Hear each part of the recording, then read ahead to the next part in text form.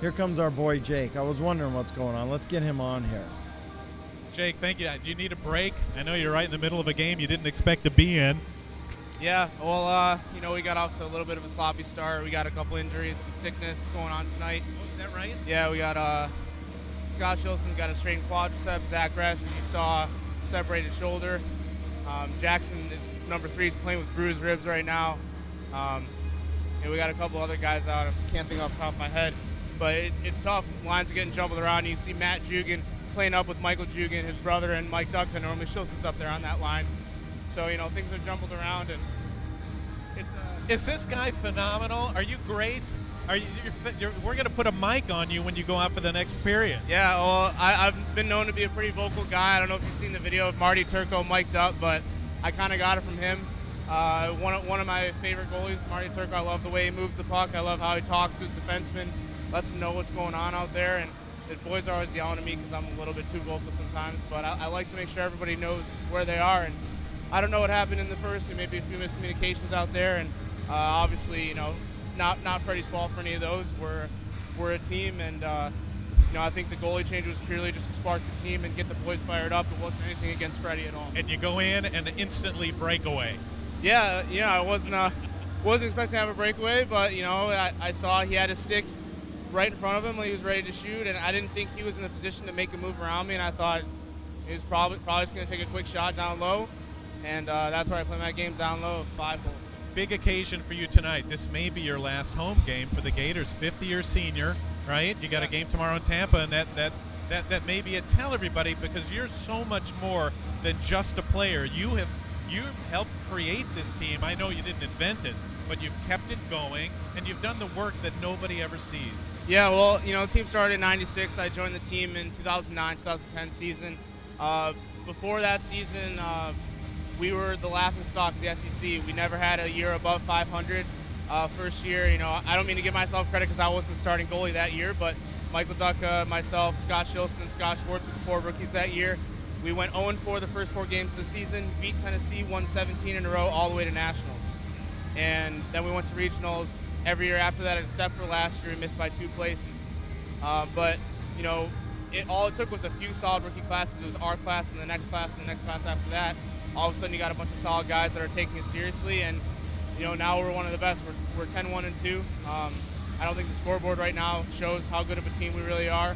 We had a great weekend last weekend, and unfortunately suffered a few injuries. And I think we'll be able to bounce back here. We're a very resilient team, and everybody works hard, and nobody complains about playing time. Hey, Bill. Yeah, Lewis. Ask Jake. Tell him I said hello, and ask him, what his plans are now that he's graduating with an accounting degree. Just going to get to that too. Lewis says hi up in the booth. Tell us a little bit about what happens with you now. What is the next chapter in your life? Where do you go from here? I have a job working for Automatic Data Processing. It's a big payroll company. They have offices all over the country, but I'm going back to Buffalo, New York, at least for maybe 6 months to a year. And they said they're giving me an internship, and then if I like it, they'll give me a full-time position with a salary.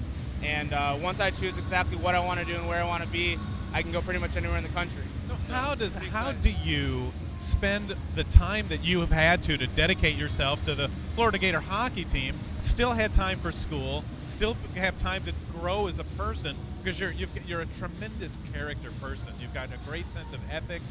You've got a great sense of values. Where does that all come from? My parents. My mom's a registered nurse. My stepdad works in the medical field as well, and my father's a neurosurgeon. Very motivated people. They would never let me quit on school, and I've never quit a hockey team in my life. This year I wasn't sure if I was going to take my last semester because I knew that I was graduating in December. I wouldn't be able to play in the playoffs.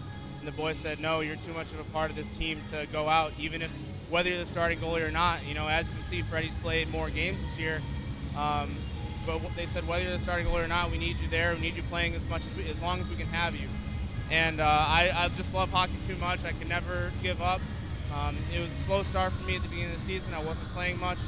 Coach gave me a couple looks, and now Freddie and I are both playing pretty well. At least prior to this game, our team has been very solid defensively in front of us, and I think we're going to be able to bounce back. So Jake, when you look back on your hockey career at the University of Florida, what do you think that's going to mean to you? How much did this mean to you? Absolutely everything. Most important decision I made was playing hockey. I'm an out-of-state student from Buffalo, New York. I didn't have a single friend on campus when I came here. My first friend was Michael Ducka, Ryan McElmurray, Shane Fitzpatrick, Matt Stankiewicz. All you guys are my big brothers. I love you guys. They pretty much raised me into a man when I was a freshman and sophomore, and didn't know anything and didn't have basically any friends from the state of Florida. So hockey has been such an important part of my life here, and even though we're only playing 3 times a week and it consumes about 25 hours of our time, like a part-time job, it's still worth it. All the driving, it's unbelievable. Hey, Bill. We got a post the other day from a mother saying that Kevin Massaro stopped in the hallway to sign an autograph for her 8-year-old son. He caught a puck in the stands. We won the game, and everybody high-fived him. And she said to us it's not a big deal, but to that little boy, that 8-year-old boy, having college kids fist bump him, say thanks for coming, thanks for watching us, go Gators. That kid said that was his best day ever. And this team has way more of an impact than just wins and losses. So, how the community sees us and our parents, we want to set a good example. Doesn't matter if we're not NCAA, we're class act athletes, and that's why we come here to play hard. Lewis? He's got 2 minutes left, so tell him that was a tremendous interview again. I love the interviews. Tell him I said congratulations on his job, and we may want to let him get back to the locker room with 2 minutes left. Congratulations on your future. Congratulations on being a stand-up guy. You made us so proud, all of us who love hockey.